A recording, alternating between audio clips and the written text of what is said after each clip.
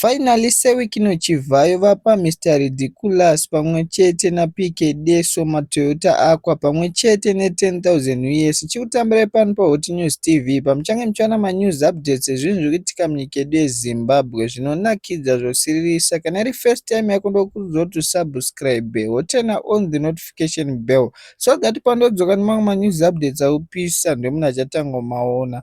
Ngadzoke munhau dzedu Rizere.